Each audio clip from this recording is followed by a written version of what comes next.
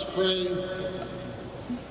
O God of the patriarchs and prophets and apostles, at your command all things came to be. The vast expanse of interstellar space, galaxies, suns, the planets in their courses, and this fragile earth, our island home.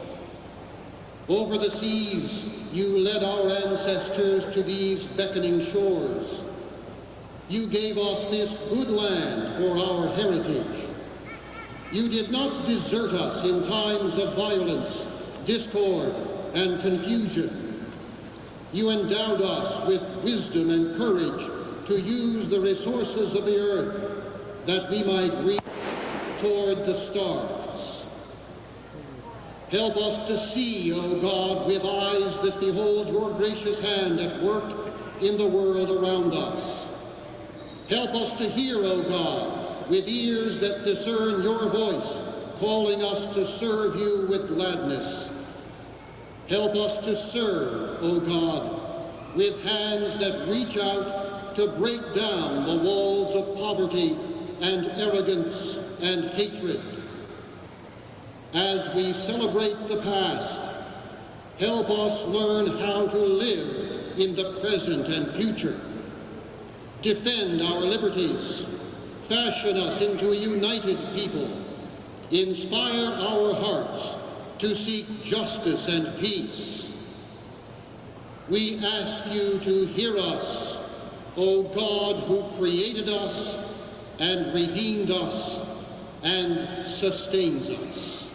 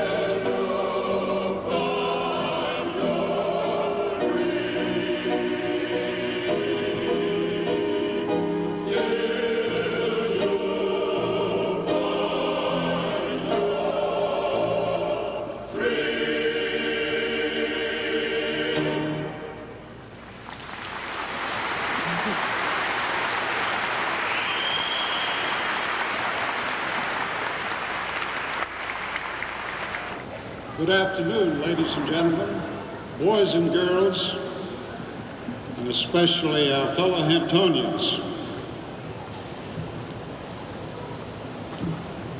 On this occasion, we shall begin celebrating another milestone in our city's history.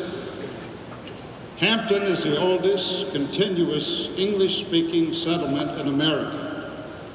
At the same time, St. John's Church is the oldest Anglican church, both founded in 1610.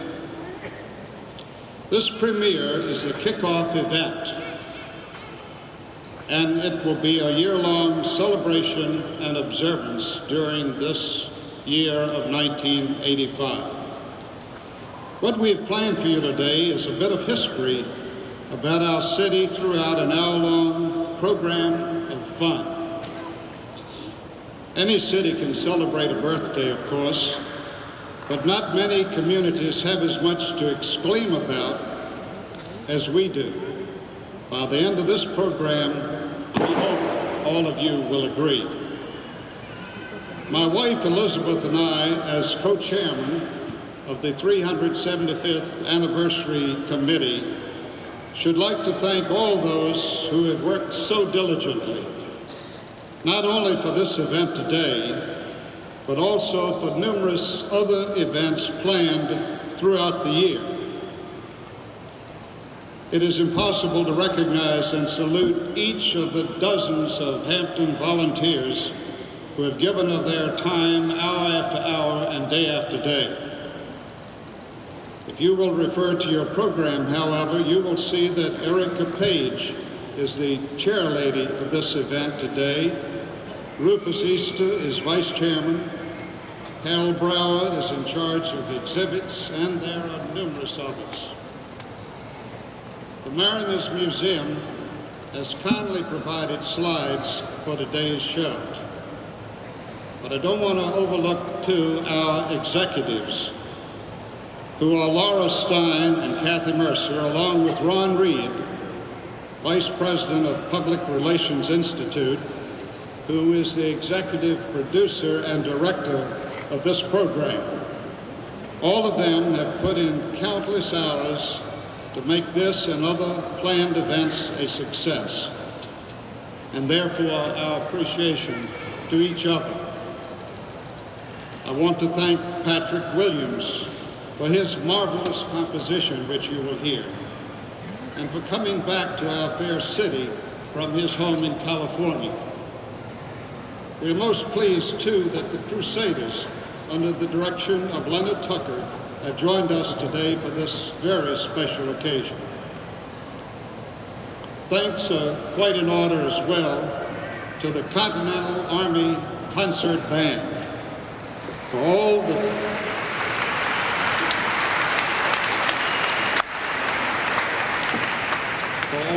time and effort by them, the band members, so that we could have such exceptional music for our show.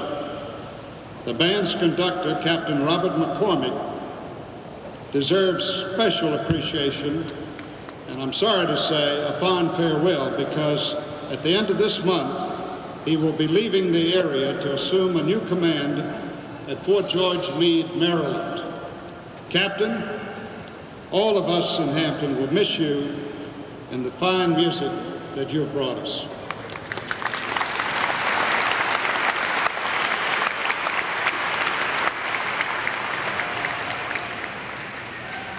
I'm real happy and honored to have received, on behalf of our committee, a letter from the President of the United States, which I should like to read to you at this time. To the citizens of Hampton, I am pleased to send warm greetings to all those gathered to celebrate the 375th anniversary of Hampton. The spirit which has built and sustained your community reflects the energy which has forged America into a land of wonder. As a community held by fellowship and goodwill, Hampton has become home to many who love it dearly. Further, it stands as an example of the blessings of liberty and freedom to those around the world. My hearty congratulations on this proud, historic occasion, and my best wishes in the years to come. Signed, Ronald Reagan.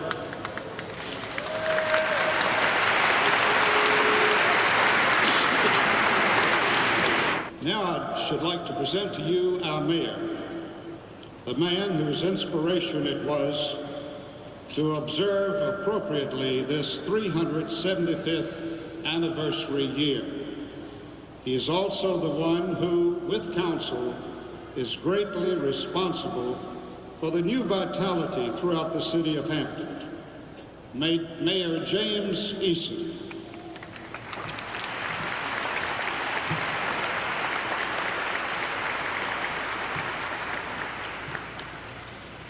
Good afternoon. It's my pleasure on behalf of the Hampton City Council to welcome you today. I would like to offer special thanks to Mr. and Mrs. Harold Brower, the co-chairman of the 375th Anniversary Committee. Their efforts have been truly extraordinary. Also, thank you to the approximately 200 citizens serving on our various celebration committees during this year. It may well be the largest citizen effort we have ever had. Likewise, a special tribute to those participating in the program today. We are aware of your generosity in doing so. And finally, I would like to call to your attention to and thank the businesses and organizations listed on the back of the program. They all have been very generous in their financial support of this premiere. It is with a great deal of pride that we begin this 375th anniversary celebration. 375 years is indeed a long time, but our message this year is the city's future never looked brighter. Our activities are at a record pace. To realize this, one only has to consider the events occurring during a 5-day period beginning next Friday. That day will be the opening of a 3-day major college basketball tournament held in this Coliseum. It will be televised nationwide. Sunday, we will break ground for the long-awaited Hampton Public Library. And on Tuesday, groundbreaking will be held for the New Horizons. It has already received special recognition and support from the governor and members of the legislature. I am confident there will be similar 5-day periods throughout the year. As it relates to the 375th anniversary, the council's goals are to recognize and honor Hampton's historical heritage. We have an immense history, second to none in the United States. It would be unwise not to use it as a prologue to the future. We want to promote a sense of citizen pride in the city of Hampton. If we feel good about ourselves, and if we feel good about our city, all of us as a body can only be uplifted. And finally, we want to use the anniversary as a means of bringing lasting economic benefit to the city of Hampton. This celebration premiere is an excellent way to begin what truly appears to be one of the most exciting years in our history. And thanks again to those who have spent their time, energy, and money in order to make this possible. We really appreciate it.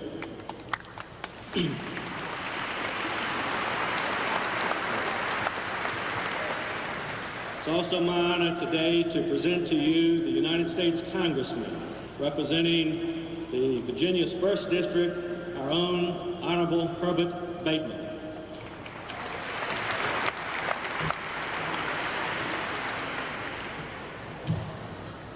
Thank you very much, Mayor Eason, and good afternoon, ladies and gentlemen. From the very first that I became honored and privileged to represent America's 1st Congressional District, I have used that terminology both here in the district as well as when in Washington. I do that not presumptuously, but with a great deal of meditation as to why this great district should be referred to as America's 1st Congressional District. I am mindful, of course, of the first permanent English settlement in America at Jamestown. Williamsburg, as the colonial capital of Virginia, and where the intellectual leadership of the American Revolution came forth. And, of course, at Yorktown, where American independence was won with a victory over Cornwallis and his surrender. But here in this city of Hampton, there are so many things which are also a significant part of the claim for this district as being America's first congressional district. 375 years of continuous existence of this English-speaking community. But for the risk of marauding Spanish men of war, it would probably have been here in this city that the first permanent settlement would have taken place instead of going upstream on the James to be sheltered from the risk of Spanish marauders. There are so many priorities that you will hear about in the course of, I'm sure, this program this afternoon, that I cannot recite them all, nor should I take the time to do so. Let me simply say how pleased and honored I am to be here and to have an opportunity to express my congratulations to the city of Hampton, to Harold and Elizabeth Brower, to Mayor Eason, to all their committee, who are going to make this a very appropriate and well-conceived commemoration, because it is this commemoration of the 375th anniversary of the city of Hampton, which is the most significant historical commemorative program that will take place in the United States of America in the year 1985. My congratulations to those who have conceived this commemorative program that will take place throughout the year. My best wishes to them, and certainly my commitment to supporting them in all of the endeavors where a member of Congress can be of any assistance. Thank you. It is a joy indeed to be with you.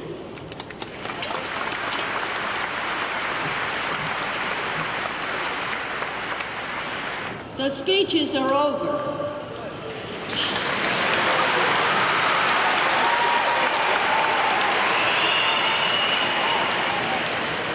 On with the fun.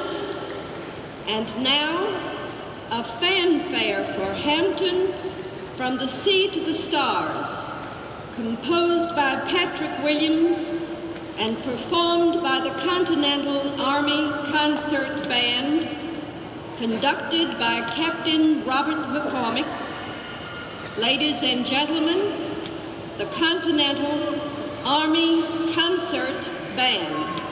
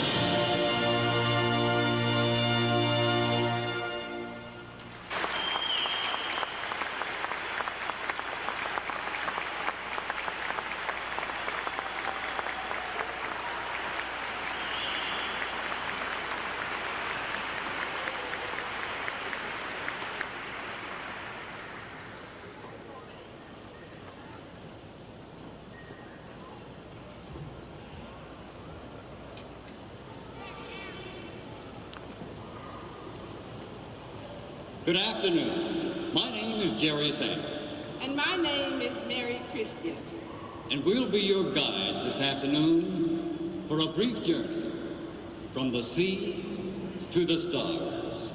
375 years of history. Think of that. 375 years. And it started just a few blocks from where we are, even now, where the waters touch the shores of our city. 375 years of events that happened in the very places we live, work, play, from the ocean to language, where man first started on the path to the moon, to the stars. 375 years ago. That's when it started. This place called Hampton. A lot of lives and a lot of history. More history than we can actually talk about this afternoon. Just as astronauts fly the skies today in search of worlds beyond our own, so those brave spirits centuries ago ventured across oceans to explore new lands. Come fly with us in your imagination, from the sea to the stars, the triumph of the human spirit, the triumph of this place called Hampton. And now we begin at the beginning, Hampton, many years ago. In the beginning, they were the Kicquetan Indians, the first Americans. They lived throughout what we today know as Hampton. The first trading post was just east of LaSalle Avenue, at a place known as Beaver Dam. Whites and Indians were living together in peace and harmony, meeting at that trading post in the early 1600s. They saw the stars, those brave spirits who traveled across unmarked oceans, and they used them to find their way. To them, the new world known as America was as far away as the stars that guided their path. They sailed in craft that were no bigger than the ones we use today to fish the waters of the bay. Imagine crossing an ocean where there are no buoys, no light towers, no markers, in ships that were hardly bigger than the ones we use today to go crabbing. To cross the ocean in 1607 was as remarkable then as going to the stars today. Commanding the three-ship fleet was Captain Christopher Newport. But perhaps we know Captain John Smith better for his many travels in the waters of Virginia. The 6th and 20th day of April, we descried the land of Virginia. The same day, we entered into the bay of Chesapeake. We set up a cross at Chesapeake Bay and named that place Cape Henry. We went a little further into the bay and found a plat of ground with good store of mussels and oysters that lay on the ground as thick as stones. We ate some of the oysters, which were very large and delicate in taste. In many of them we found pearls. Going a little further along the bank, we came upon a little spot of ground with fine and beautiful strawberries, 4 times bigger and better than ours in England. Fearing lest our ships should run aground in the shallows at the mouth of the great river, we rowed over to a point of land and discovered a channel and sounded 6, 8, 10, or 12 fathom, which put us in good comfort. Therefore, we named that point of land Cape Comfort. 'Tis a goodly site for fortification. Seeing 5 savages running along the shore, we called out to them in sign of friendship, hand upon my heart. Upon this, we coasted to their town. Their town is called by the savages Kikotan, or Great Town. Their chief is Pochins, son of the great chief Powhatan. After they had feasted us with what dainties they had, and with their bread, which they make of corn, they gave us of their tobacco and honored us with wild and vigorous dancing. Days later, we sailed up the great river, naming it for James, King of England, and found a site for James' fort, soon to be his town. James Town, first true settlement in this new world.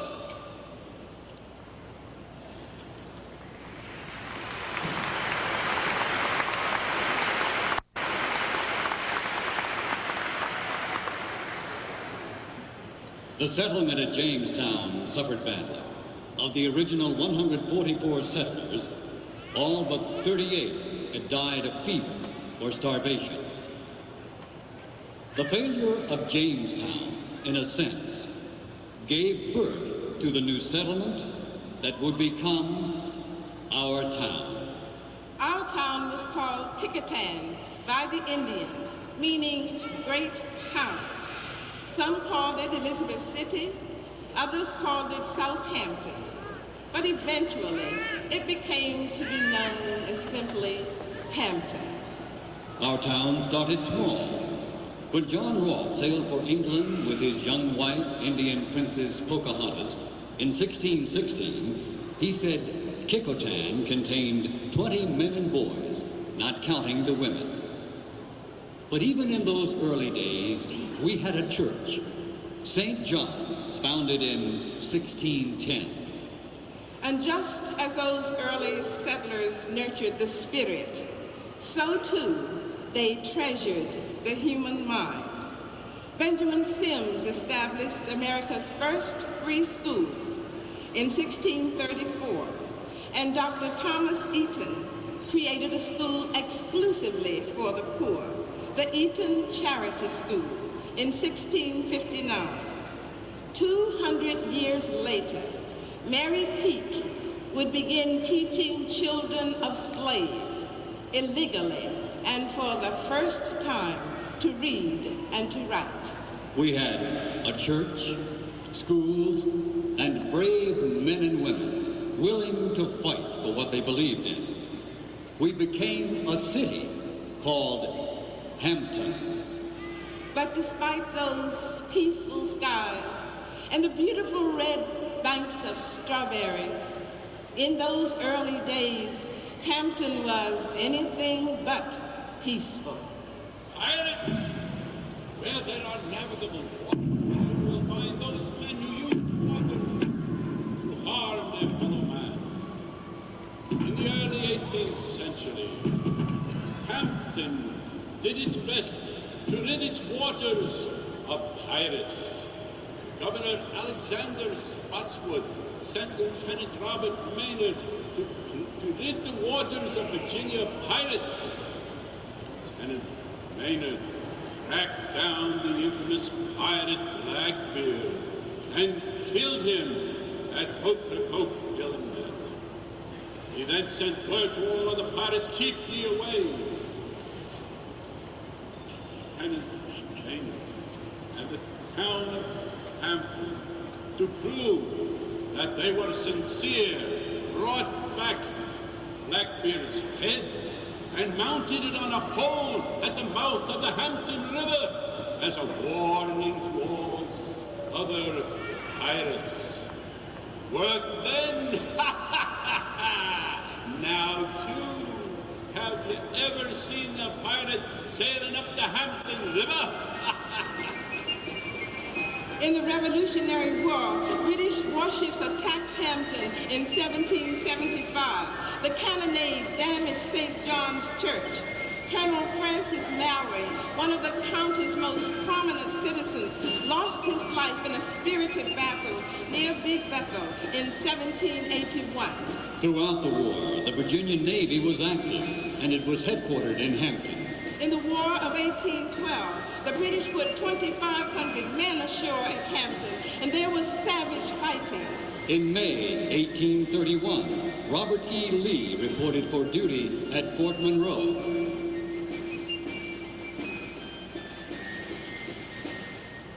And then came the Civil War.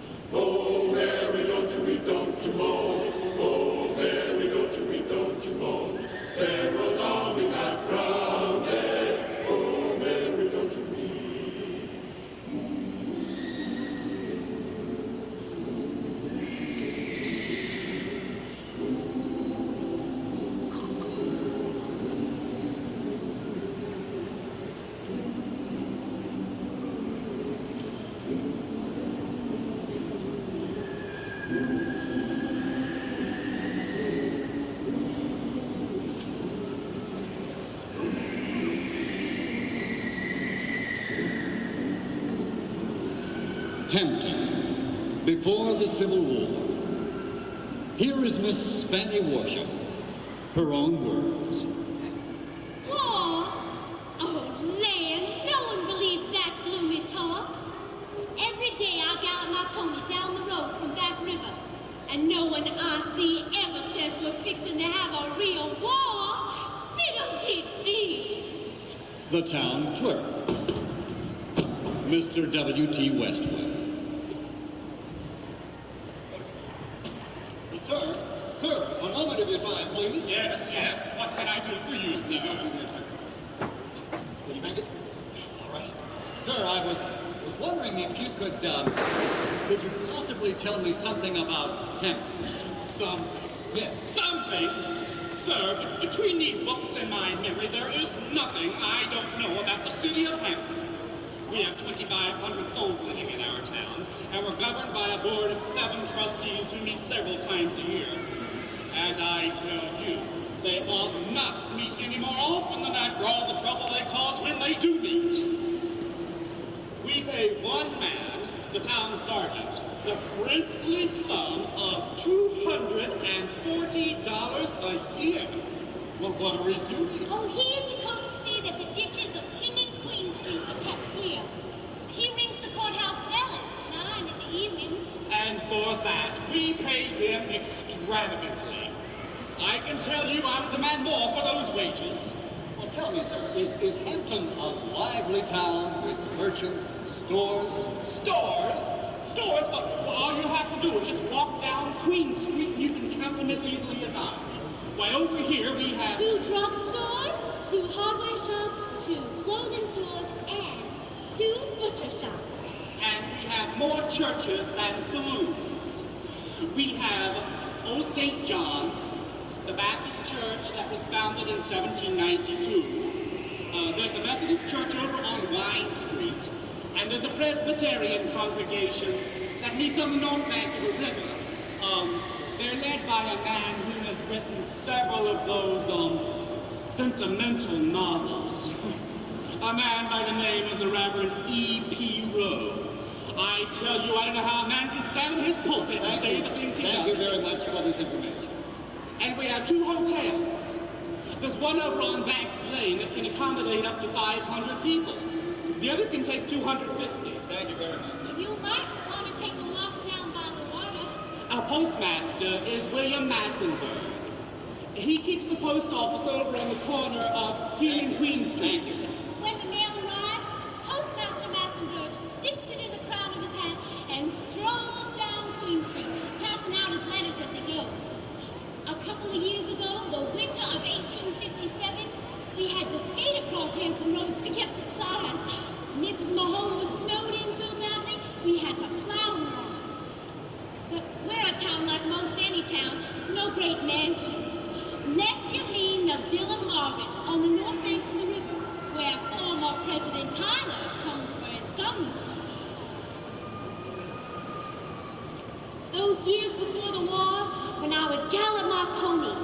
from the wharf at King Street all the way to the fields of Uncle Billy Taylor and along the corn and orchards that belonged to Mr. Shields were times I wish I yet could live. From the courthouse steps, you could see the wheat fields proudly golden, red roses blooming along the shore, and white sails carrying white oyster boats in from the roads. Hampton was a jewel by the water, those gentle days.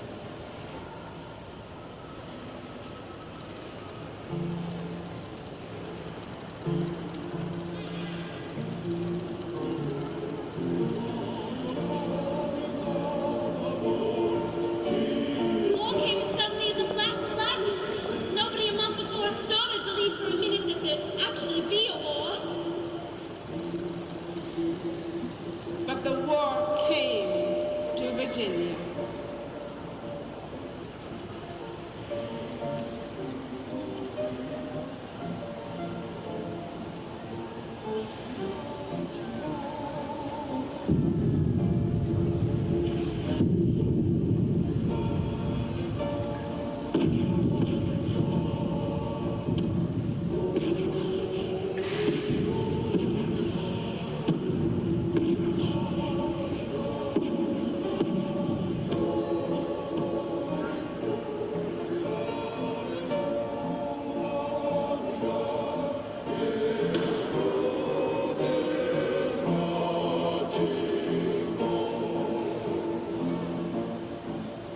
The Civil War. Virginia left the Union on April 17, 1861.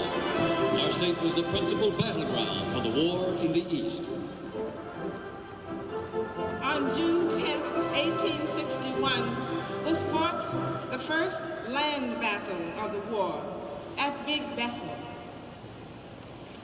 How very strange it is, this thing called war, that causes men to destroy deliberately the very town they love. Hampton soldiers tell us how it happened in their own words. Boy, tell Colonel Phillips to report to me at once. That's General John Bankhead Magruder. They call him Prince John because of his reputation for lavish entertainment, something of a ladies' man. General Magruder is famous for his victory at Big Bethel on the 10th of June. He's also praised for holding off McClellan's army south of the Chickahominy. Colonel Phillips reporting, sir. You sent a messenger for me? That's Colonel Jefferson Curley Phillips. He commands the Old Dominion Dragoons. Colonel Phillips, good to see you. I have a report here from my spies. It seems those Yankees are planning to do something bad. We must stop them. Actually, the report is not from spies. General Magruder is really reading a report in the New York Tribune. General Butler is planning quite a little maneuver here. We've got to stop him. General Butler, General Benjamin Franklin Butler of the Union Army. He has the nickname of Spoons because he steals silverware from Southern homes. Old Spoons is planning to take over the city of Hampton. We can't allow that. No, sir.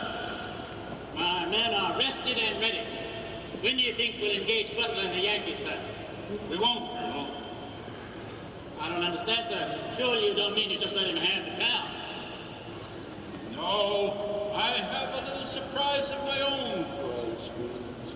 We're not going to let him take the town. We're going to burn it. Burn Hampton? Forgive me, sir, but I don't understand. Our men are in good position. We've beaten Butler before. We can defend the city without any... Colonel, I've made my decision. Now, you get your dragoons and burn the town. But, General, what about the people? The homes, the children. For God's sake, it's my own town. There must be some other way. You have your orders. But it just doesn't make any sense. Damn it, General, I'm a good soldier. You know that. But I can't see destroying a city without putting up some kind of fight, without trying. I must protest this. Protest all you want. You have your orders. Carry them out. Yes, sir.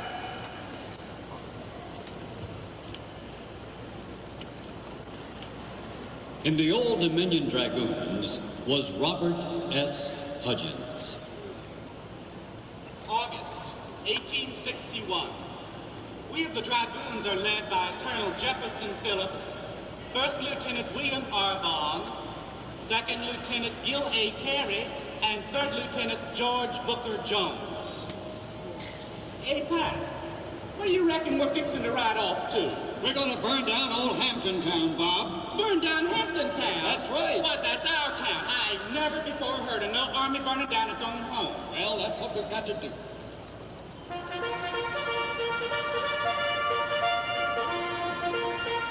I tell you, Bob, things get stranger every day. But we're going to burn down the old town so the feds can't have it. We mount up and ride on, stopping at the old Bethel Church, where, for a few months before, we had our baptism of fire. We escaped with few scars, but with a stern realization that war is what Sherman said it was. The old church still stands, looking like a veteran. Colonel, why are you stopping here? Sir, do we still burn down Hampton? We do. Get your men on. Mount up!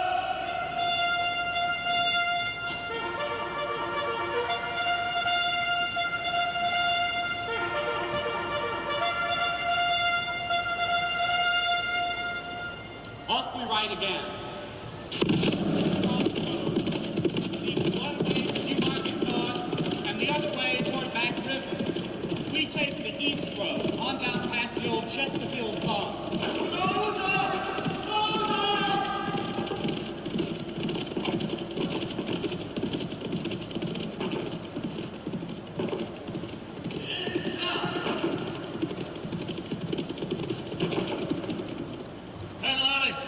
You said a squad would guard our horses.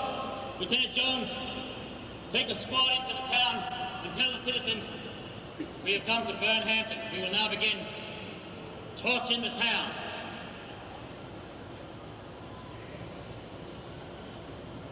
The flames are hungry. The fire burns well. Now the entire town is ablaze. From the creek on the east, almost as far west as the crossroads, what we call Lee's Corner, and from the wharf up King Street to Mallory Avenue. The fire swept through the entire city. The town was in ashes, with the exception of two buildings and the brickwork of old St. John's Church. As we filed out of the town, there rested in the hearts of all of us a realization of a sacrifice nobly made, and the satisfaction of a soldier's duty well performed. We stopped the Federals from taking our town, but in my heart there will always be the tears I could not weep in front of my men. The anguish I felt was the anguish of the town itself, vanishing in a hell of flame. And in my heart also will be the comfort. The whole town burned to the ground. But there, in the midst of all that ruin, a church still standing.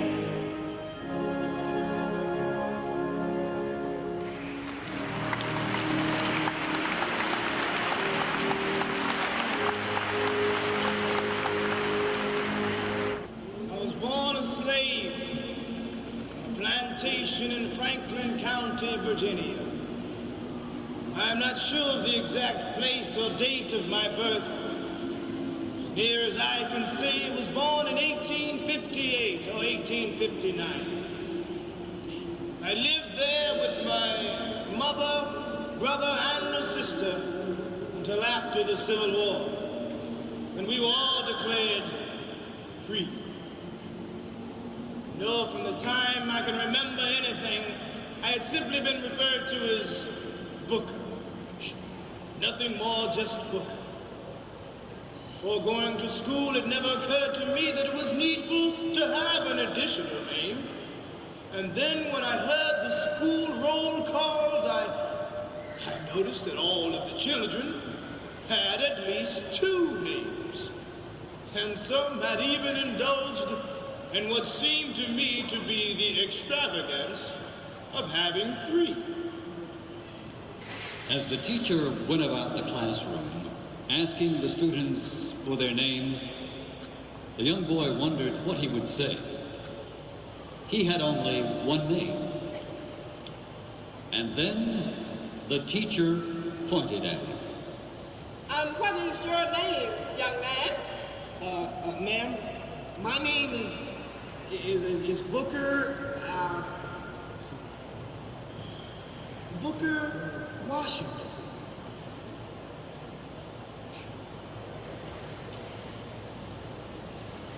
I think that there are not many men who've had the privilege of naming themselves in the way that I have. Booker T. Washington. Booker Telephero Washington.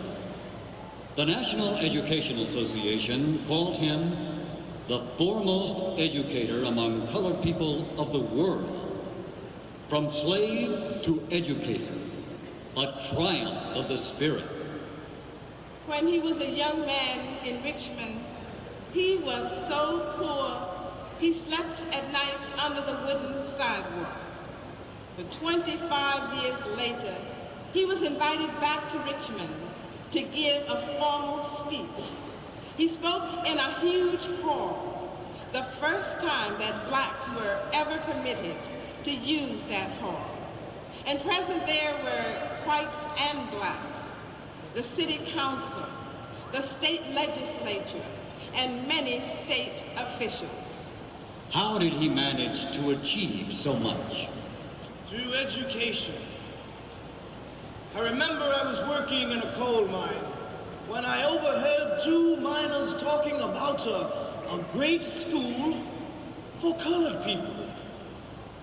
Well, it seemed to be the greatest place on earth. And not even heaven at that time offered me more attractions than did the Hampton Normal and Agricultural Institute in Virginia. Booker T. Washington arrived at Hampton with precisely 50 cents for tuition, room, and board. The sight of the large 3-story brick school building seemed to reward me for all of the difficulties that I had reaching the place. I presented myself to the head teacher for assignment to a class.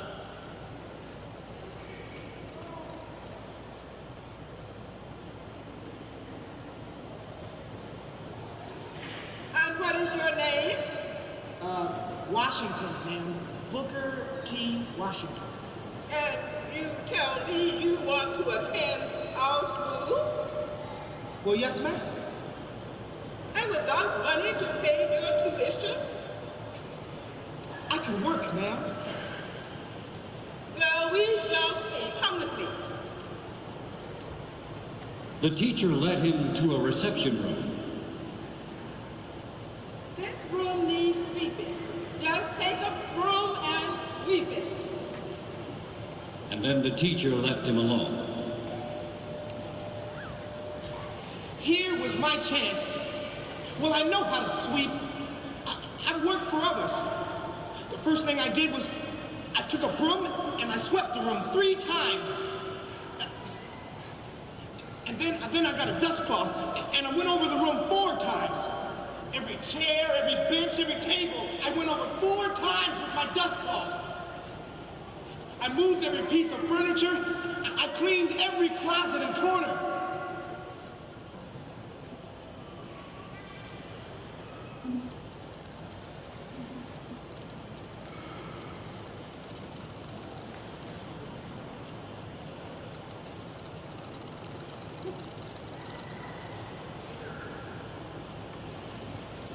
I'm finished, ma'am. Clean now, is it? Yes, ma'am. Well, we shall see. She went into the room and she inspected the floor and the closets. She took her handkerchief and rubbed it on the woodwork. She rubbed that white handkerchief over the table and over the benches. And she was unable to find one bit of dirt on the floor or a particle of dust on the woodwork or furniture.